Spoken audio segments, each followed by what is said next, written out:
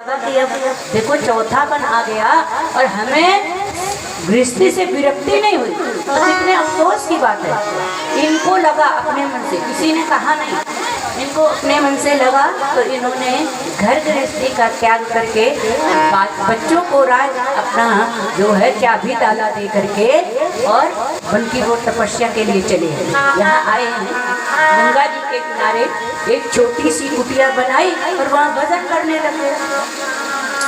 तो भजन करने लग गए तो काफी समय हो गया भजन करते करते।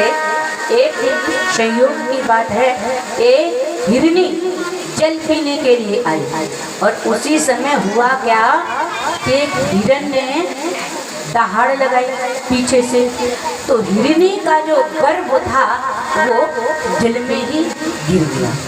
तो इन्होंने ये घटना अपनी आंखों से देखी, तो इन्होंने क्या किया, उस हिरनी के बच्चे को उठा करके लाए। हिरनी तो भाग गई, लेकिन हिरनी के बच्चे को उठा करके लाए और उसकी सेवा शुरू की।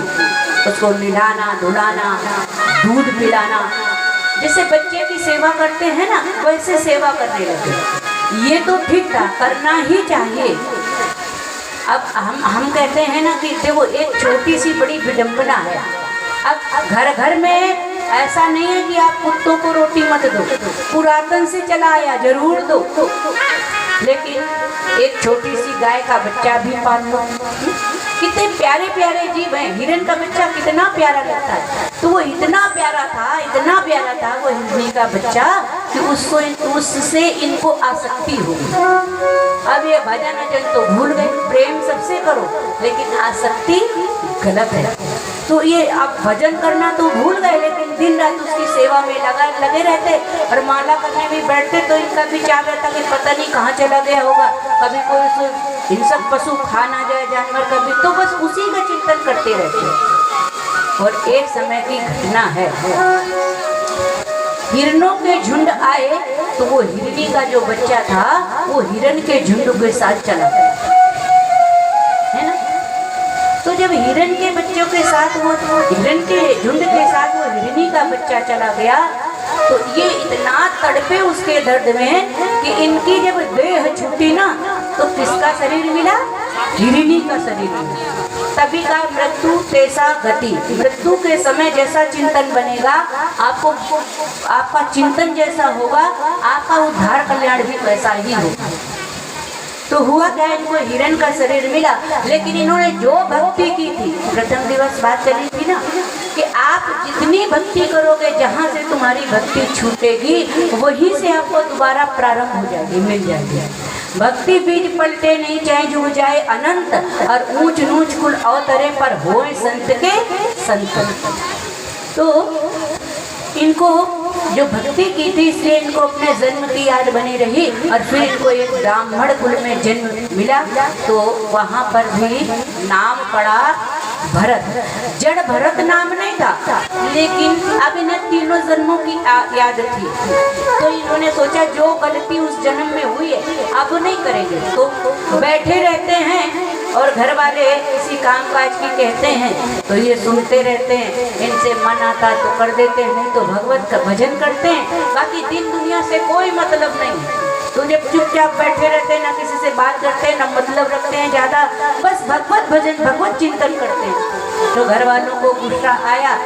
जड़ माने होता है मूर्ख, तो कह दिया जड़ भरत। इनका नाम क्या पड़ गया, जड़ भरत।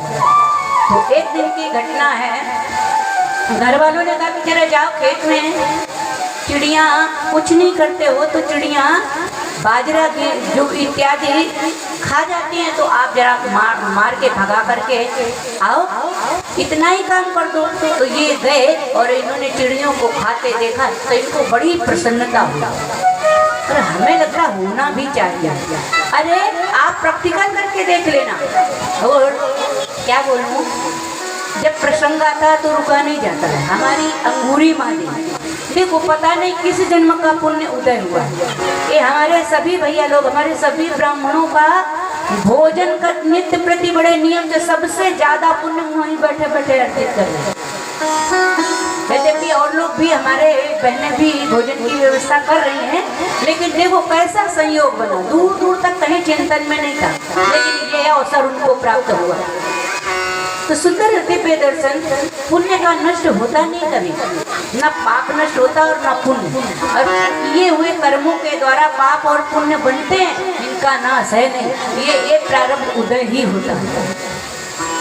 तो सुंदर दिव्य दर्शन, इन्होंने चिड़ियों को खाते देखा, इनके मन में बड़ी प्रसन्नता हुई और ये गुनगुनाने लगे। क्या बड़ा सुंदर साखी है, आप भी बोलो, हमारे भैया लोग भी बोलेंगे। राम जी की चिड़िया राम जी का के, खाओड़ी चिड़िया भरी भरी के, चिड़िया राम जी को खेले, हमारी चिड़िया तो भरे भरे पे। चिड़िया राम जी का के, खाओड़ी चिड़िया भरी भरी के, राम जी की चिड़िया राम जी को खेले, हमारी चिड़िया तो भरे भरे पे। साखी 2 लाइन की ही है, लेकिन मैंने इतना जोर क्यों डाला, ताकि आप लोगों को याद रह जाए।